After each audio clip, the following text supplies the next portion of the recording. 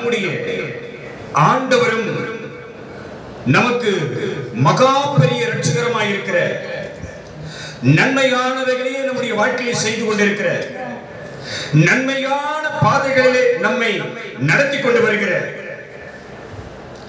நல்லதையே நமக்கு செய்து கொண்டிருக்கிற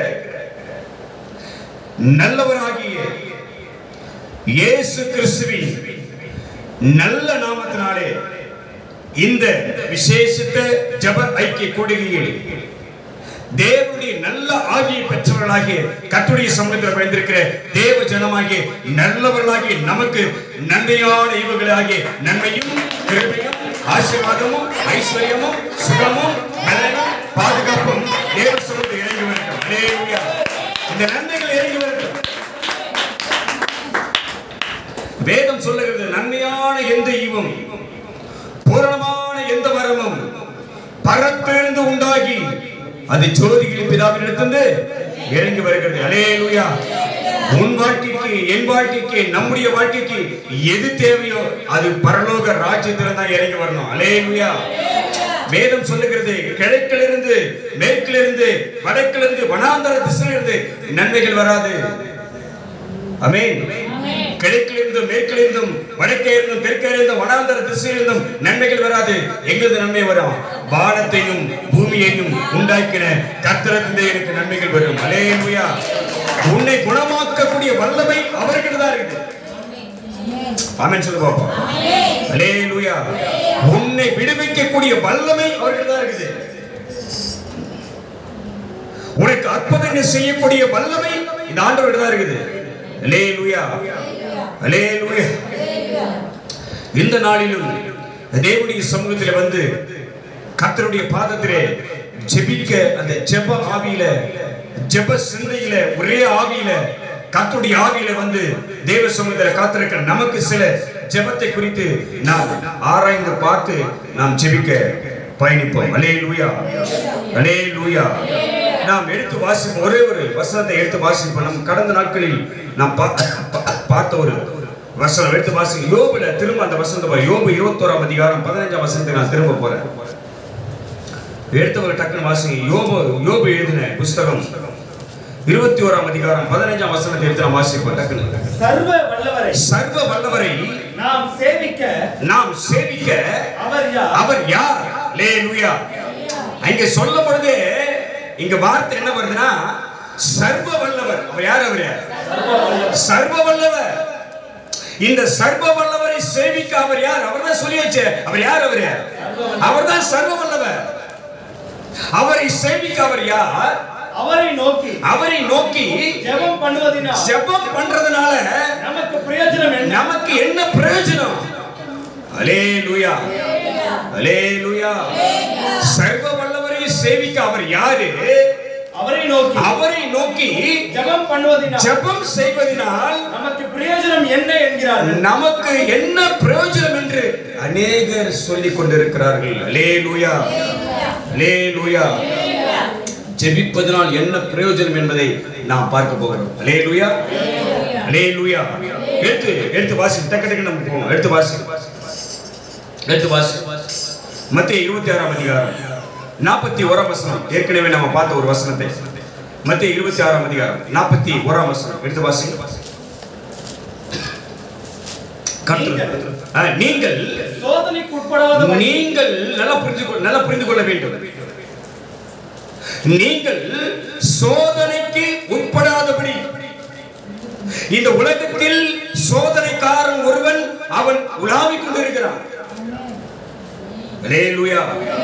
இந்த உலகத்தின் அதிபதியாகிய சோதனைக்காரன் நம்மை, தேவ ஜனத்தை, தேவ பிள்ளைகளை சோதனைக்கு உட்படுத்தும்படி, சோதனையை கொண்டு வந்து வாழ்க்கையை புகுத்தும்படி, பிரச்சனையை கொண்டு வந்து வாழ்க்கையை புகுத்தும்படி, போராட்டங்களை கொண்டு வந்து வாழ்க்கையை புகுத்தும்படி, வேதனைகளை கொண்டு வந்து வாழ்க்கையை புகுத்தும்படி, சமாதானத்தை கெடுக்கும்படி, சஞ்சலத்தை ஏற்படுத்தும்படி,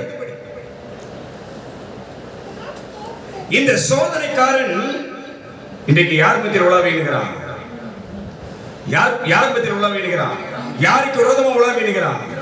தேவ ஜனத்துக்கு விரோதமாக. ஹல்லேலூயா. யாருக்கு விரோதமா? தேவ நாமம் தேவனை விசுவாசிக்கிற, இந்த மெய் தேவனை ஆராதிக்கிற தேவ ஜனத்தை சோதனைக்கு உட்படுத்தவே இந்த சோதனைக்காரன் நம்மத்திலே அவன் உலாவிக் கொண்டிருக்கிறான். அல்லேலூயா.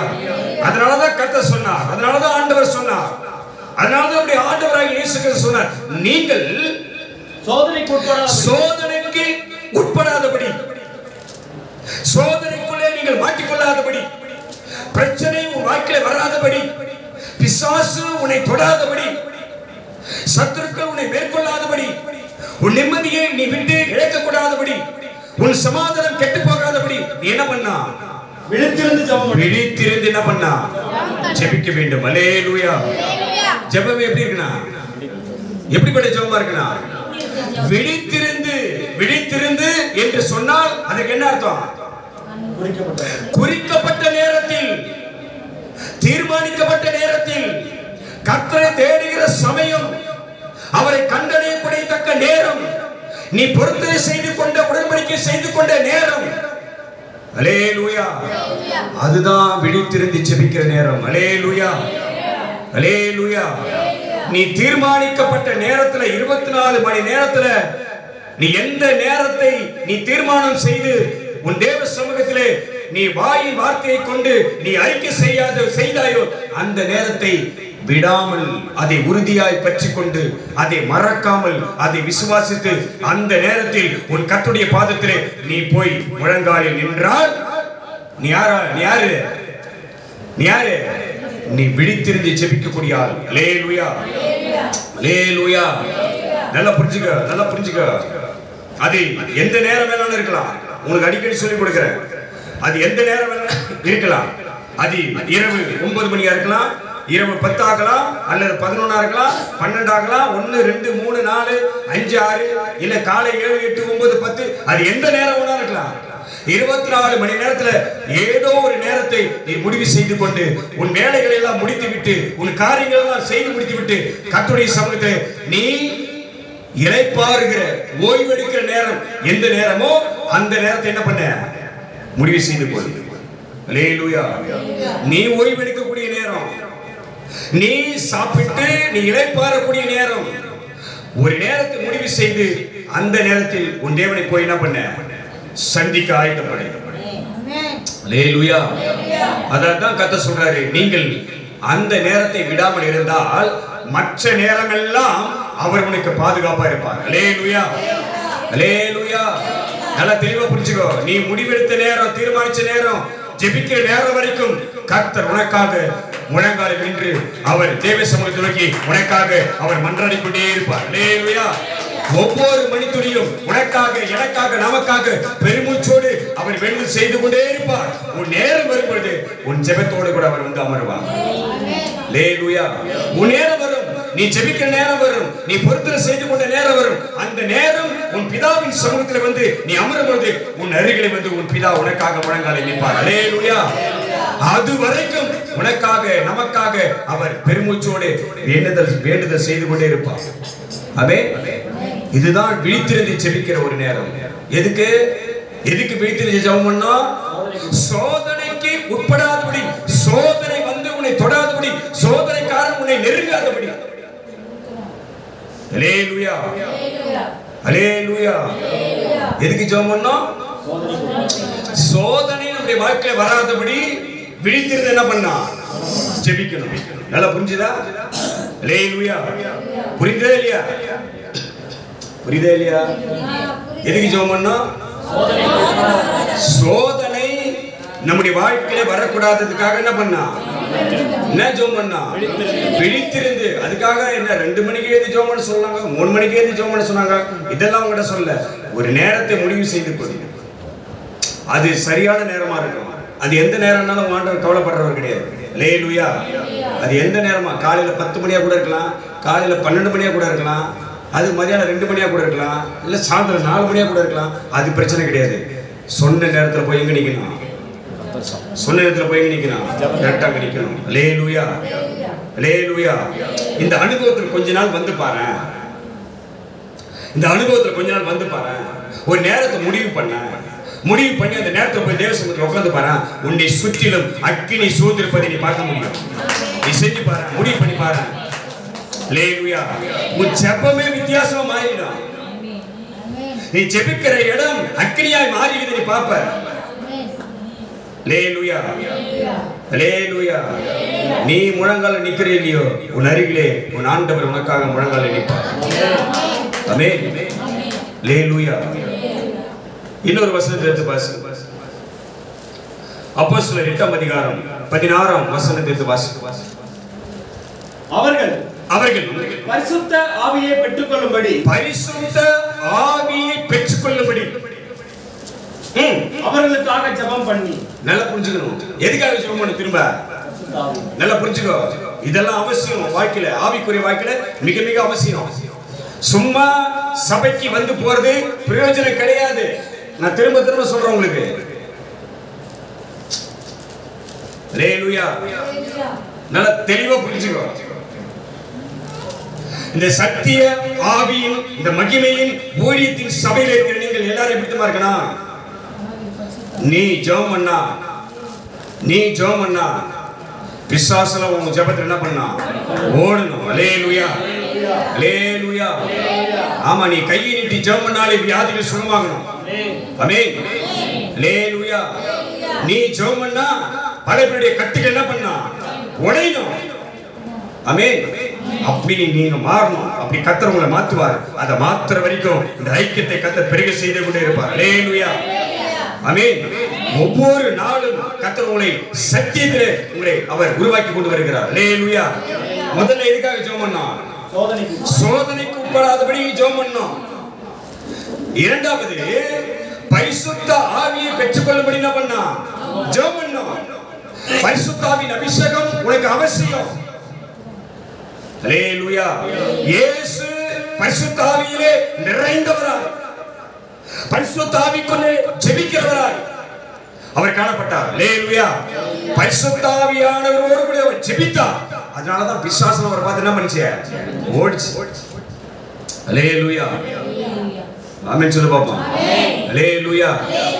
முதலாவது உன் ஜெபம் நீங்கள் அல்லது நாம் சோதனைக்கு உட்படாதபடி, சோதனை நம்முடைய வாழ்க்கையில் வராதபடி அதற்காக தீர்மானிக்கப்பட்ட நேரத்தில் விழித்திருந்து ஜெபிப்பது அவசியம். முதலாவது. இரண்டாவது, பரிசுத்த ஆவியை நீங்க பெற்றுக்கொள்ள நீங்க ஜெபிக்கணும். ஹல்லேலூயா. ஆமென் சொல்லு பாப்போம். என்ன அவசியம்? ஆவிக்குரிய வாழ்க்கையில் எது அவசியம்? பரிசுத்த ஆவியானவர் அவசியம். ஆமென். அந்த வசனத்தை படிங்க. அவர்கள் பரிசுத்த ஆவியை பெற்றுக்கொள்ளும்படி அவர்களுக்காக ஜெபம் பண்ணார்கள். ஹல்லேலூயா. என்ன வேணும் நமக்கு? பரிசுத்த ஆவியின் அபிஷேகம் வேணும். ஒரு ஆவிக்குரியவனுக்கு எந்த ஆவி இருக்குன்னா பரிசுத்த ஆவியானவர் இருக்கணும் கூட. ஹல்லேலூயா. அவர் வந்தாதான் சரியா நம்ம நடத்துவாரு. அவர் கூட இருந்தாதான் நம்ம சரியா நடத்துவாரு. ஆமென் சொல்லு பாப்போம். ஹல்லேலூயா. முதலாவது என்னது? சோதனைக்கு உட்படாதபடி என்ன பண்ணா? சோதனை நம்முடைய வாழ்க்கையில வரக்கூடாதுன்னா என்ன பண்ணா? விழித்திருந்து ஜெபிக்கணும். அடுத்து பரிசுத்த ஆவியை பெற்றுக்கொள்ள என்ன பண்ணா? ஜெபத்துல தான் அந்த ஆவியானவர் வருவாரு. எதுல வருவாரு? நீ ஜெபிக்கிற நேரம் தான் வருவாரு. நான் தான் சொல்றேன், ஒரு நேரத்தை முடிவு பண்ணி அந்த நேரத்துல போய்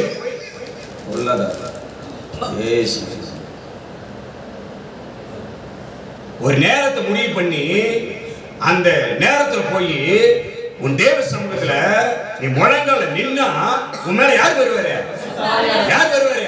நல்லா கைது கட்டுப்பீங்க. நேரத்தை போய் முழங்கால நில்லு. அந்த அபிஷேகம் தலைமுறை இறங்குதல்லையா?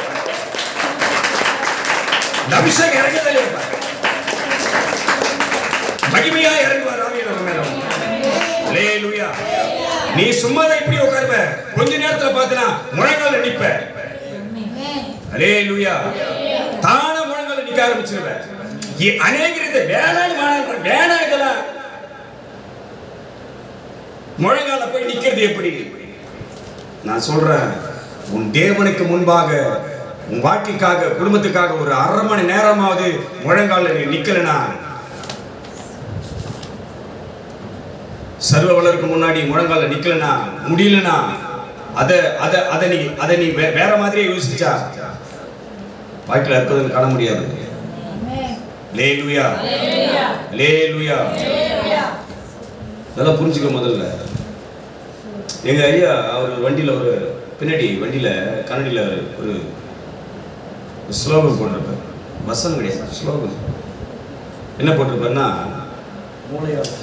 மூளையால் சாதிக்க முடியாததை முழங்கால் ஜெபத்தினால் சாதிக்கலாம். அல்லேலூயா. புரிஞ்சுக்க. முதல்ல முழங்கால் என்ன அர்த்தம்? முழங்கால் என்ன அர்த்தம்? ஒண்ணுமே கிடையாது. நான் யார் கிடையாது, ஒண்ணுமே கிடையாது. என்னைக்கு உன் தேவனுக்கு முன்பாக உன்னை சரண்டர் பண்றியோ அன்னைக்கு வாழ்க்கை மாறிடும். நீ மாறாததுக்கு காரணம் இதுதான். இது வரைக்கும் உன் தேவனுக்கு முன்னாடி நீ என்ன பண்ணலன்னா, இன்னும் அநேக கேசுகள் அப்படிதான் இருக்கிறாங்க. முழங்கால நின்று செபிக்க மனசே வரதில்லை. சில பேருக்கு மனசு வரதில்லை முழங்கால நிக்கிறதுக்கு. நான் கூட சொல்றேன், இன்னைக்கு ஜெபிக்கும் போது இன்னைக்கு ஒரு முக்கியமான ஜெபத்தை பண்ண போறோம். முழங்கால தான் நீ ஜெபம் பண்ண போறேன். எதிர ஜெபம் பண்ண போற. இதுல பழகு, இது பழகு. இது வல்லமையான கிரியை வாழ்க்கை செய்யும். அல்லேலூயா. முழங்கால நின்னு பாரு, முழங்கால் நின்னு பாரு. உனக்கு ஜெபிக்க தெரியல கூட, ஜெபிக்க வரல கூட, சும்மான ஒரு 10 நிமிஷம் பிதாவே என்று சொல்லி தேவனுக்கு முன்பாக முழங்கால் நேர் முழங்கால் நின்னு பாரு. ஒரு மகிமை உன்னை நிரப்பதே இல்லையா பாரு. அல்லேலூயா. உனக்கு ஜெபிக்கவே வரல, பிரச்சனை கிடையாது, பிரச்சனை கிடையாது. அந்த தேவனுக்கு முன்னாடி முழங்கால் நேர் முழங்கால் நின்று, ஆண்டவரே என் வாழ்க்கையை கண்ணோக்கி பாரு என்று ஒரு பார்வை பார்த்தினா உன் வாழ்க்கை வித்தியாசமா மாறிடும். செஞ்சு பாரு. இந்த வார்த்தையை அப்படியே செவி கூட, இந்த வார்த்தைக்கு அப்படியே கீழ்ப்படியா, ஆவியானவர் சொல்ற வார்த்தையை கீழ்ப்படியா, அற்புதங்களை செய்கிறார் இல்லையாப்பா. அல்லேலூயா அல்லேலூயா. சோதனை நம்முடைய வாழ்க்கையில வராமல் இருப்பதற்காக விழித்திருந்து ஜெபிக்கணும். அடுத்து என்ன பண்ணா, பரிசுத்த ஆவியானவர் வாழ்க்கையில வரும்படி அதுக்காக என்ன பண்ணா, ஜெபிக்கணும். அடுத்து அப்போஸ்தலர் 12:5 எடுத்து வாசி. டக்கு அப்போஸ்தலர் 12:5. அப்படியே பேதுரு சிறைச்சாலையிலே காக்கப்பட்டிருக்கையில், சிறைச்சாலையிலே பேதுரு வைக்கப்பட்டிருக்கையில் சபையார் அவனுக்காக தேவனை நோக்கி ஊக்கத்தோடு ஜெபம் பண்ணினார். ஊக்கத்தோடு என்ன ஜெபம் இருக்குனா, என்ன ஜெபம் இருக்குனா, என்ன ஜெபம்? ஸ்தோத்திரம் ஆண்டவரே, ஸ்தோத்திரம் ஆண்டவரே, ஸ்தோத்திரம் ஆண்டவரே. அப்பா செய்யுங்கப்பா, அப்பா கொடுங்கப்பா, அப்பா தாங்கப்பா. இதெல்லாம் ஊக்கமான ஜெபம் கிடையாது. ஊக்கமான ஜெபம் சரியா சொல்லு பாப்போம். ஊக்கமான ஜெபம் சொல்லு பாப்போம். ஊக்கமான ஜெபம் என்ன சொல்லு பாப்போம். கேட்டா என்ன சொல்ற பாப்போம். இல்ல நல்ல நான் எதிர்பார்க்கிறது வருதா பாப்போம். எனக்குள்ள ஒரு ஆவியான ஒரு வார்த்தை சொல்றாரு, அது என்ன வருதா பாப்போம். ஊக்கமான ஜெபம் என்ன சொல்லு பாப்போம். வசனத்தோட கைத்தறி கத்தமைப்பட்டு வசனத்தோட என்னது ஊக்கமான ஜெபம் என்னது?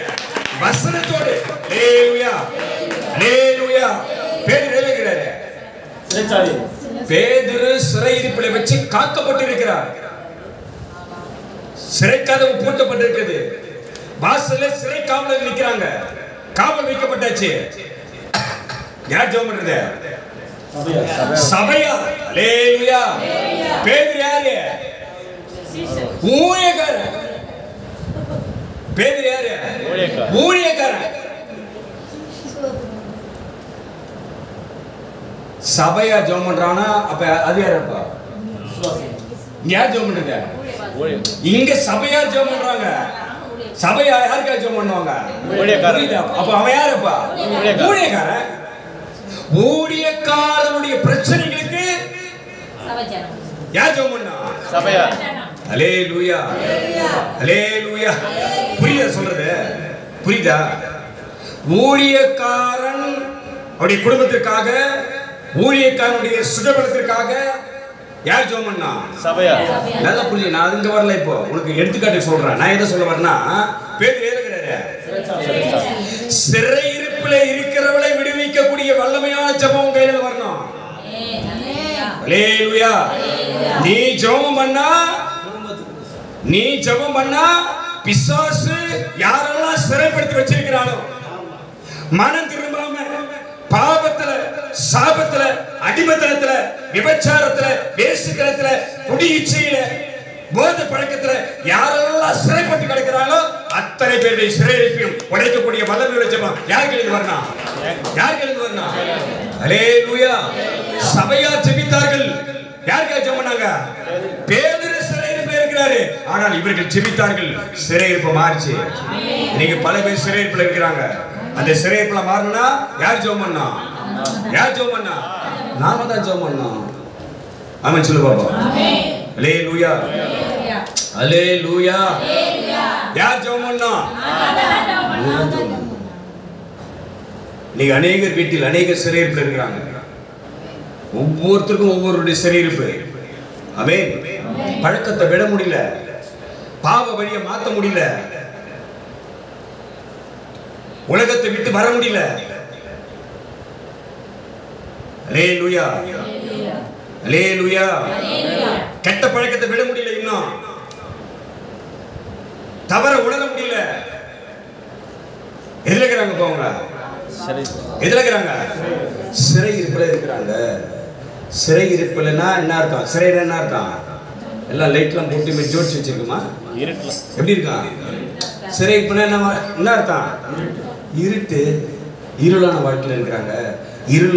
இருளான வாழ்க்கையில் இருக்கிறவங்க எங்க வரணும்? எங்க வரணும்? யாரால முடியும்? யாரால முடியும்? சொல்லு, என்னால முடியும். சொல்லு, என்னால முடியும். சொல்லு, உள்ள கைத்து சொல்லு, என்னால முடியும். என் ஜெபத்தை கேட்பா, என் ஜெபத்தை கேட்பா. அல்லேலூயா. ஆமா, முதல்ல சோதனை உன் வாழ்க்கையில வராம இருக்க என்ன பண்ணா? ஜெபம் பண்ணா. அடுத்து பரிசுத்த ஆவியை பெற்றுக்கொள்ள என்ன பண்ண? நீ ஜெபம் பண்ணா. அடுத்து அநேகருடைய சிறையிருப்பு மாற என்ன பண்ணா? நீ ஜெபம் பண்ணணும். அல்லேலூயா. அல்லேலூயா. அவ்வளவுதான், நேரம் ஜெபத்துக்கு போக போறேன். இன்னும் இருக்குது சில விஷயம், மீதி அடுத்த வாரம் பார்க்க போறோம். ஆமென். நேரத்தோட முடிச்சிடணும். அவ்வளவுதான். அல்லேலூயா. அல்லேலூயா. ஒரே ஒரு வார்த்தை மாத்திரம் பார்த்துருவோம். திரும்ப உங்களுக்கு ஞாபகப்படுத்துறோம். திரும்ப எதுக்கு ஜெபம் பண்ணணும்?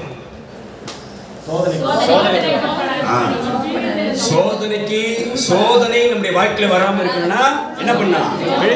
விழித்திருந்தா தீர்மானிக்கப்பட்ட நேரத்துல எங்க உட்காரணும்? போயிட்டு ஜெபத்துல உட்கார்ந்தணும். ரைட். அடுத்து ஜெபம். நீ ஜெபிக்கிறதுனால உனக்கு என்ன வரணும்? பரிசுத்த ஆவியின் அபிஷேகம் உனக்கு வரணும். அடுத்து பரிசுத்த ஆவியானவர் உன் மேல வந்துட்டாருன்னா நீ ஜெபிக்கும் போது அநேகருடைய சிறையிருப்பு என்ன பண்ணா? அல்லேலூயா. வழிமுறையை பார்த்துக்க. முதல்ல இதான் வழிமுறை, இதான் வழிமுறை. இப்ப கர்த்தர் சொல்றாரு, யாக்கோபு 5ஆம் அதிகாரம் எடுத்து வாசி.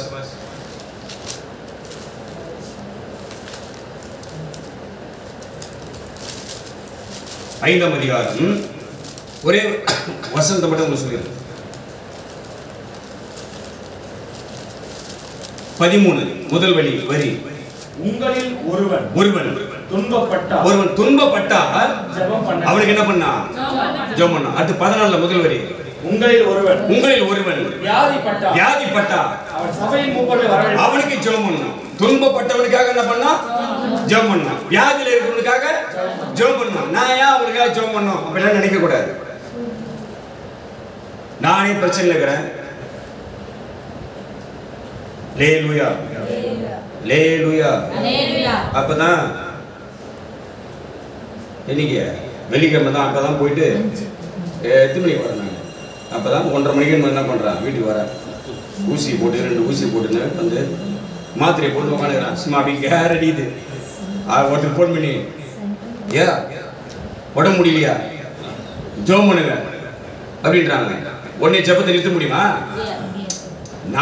நமக்கு முடியலன்னு தெரியும். அந்த நேரத்தில் என்ன பண்ணணும்? ஜெபம் பண்ணணும். அல்லேலூயா. ஒருவன் வியாதிப்பட்ட அவனுக்காக என்ன பண்ணான்? ஜெபம் பண்ண. ஏன் நான் எப்படி தெரியுமா ஏன் சொல்றேன்னா, அந்த 17ஆம் வசனத்தை படியா. இந்த எலியா என்பவன் நம்மை போல பாடுள்ள மனுஷன். அவன் எப்படின்னா, நமக்கு பாடு இருக்குதா இல்லையா? பாடுகள் நிறைந்த வாழ்க்கை தான் வாழ்ந்து இருக்கிறான். நிம்மதியா உன்னை யாரும் இல்லை. அல்லேலூயா. நிம்மதியா இருக்கிறோமா? ரொம்ப சந்தோஷமா இருக்கிறோமா? அதெல்லாம் கிடையாது. ஒவ்வொரு நாளும் குடும்பத்துல உபத்திரவம் தான், ஒவ்வொரு நாளும் குடும்பத்துல பாடுகள் தான்.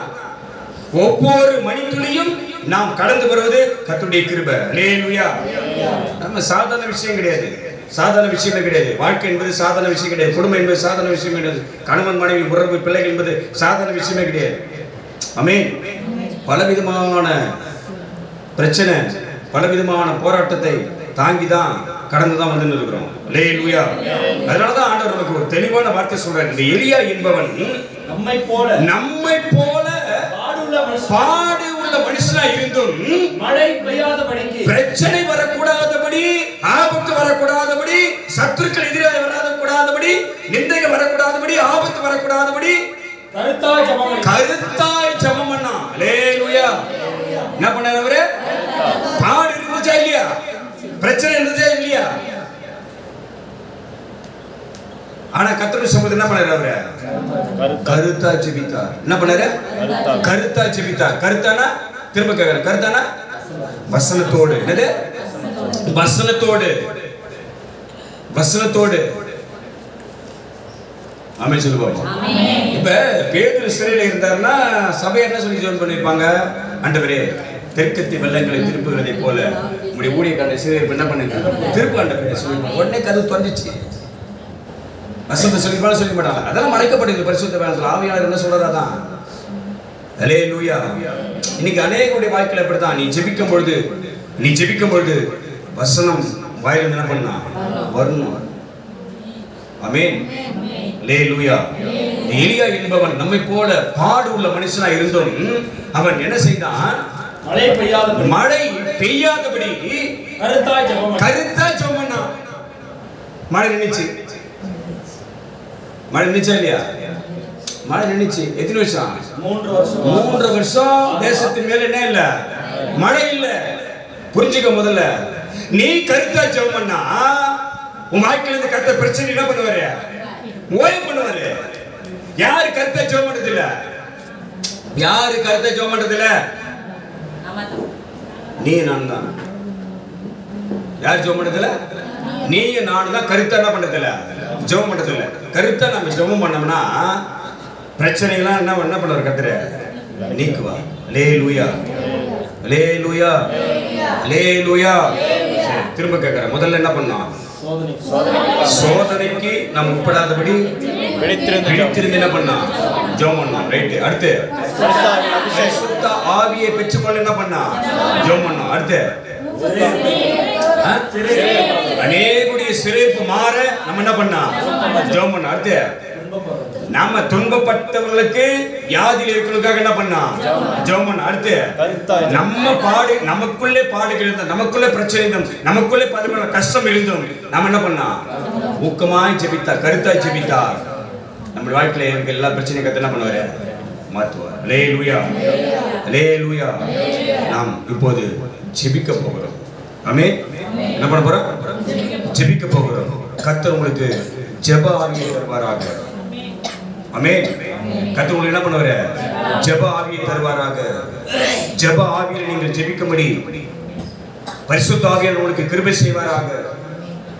நீங்கள் ஜெபிக்கிற ஜெபம் ஒரு பெரிய அசைவை ஏற்படுத்த போகிறது.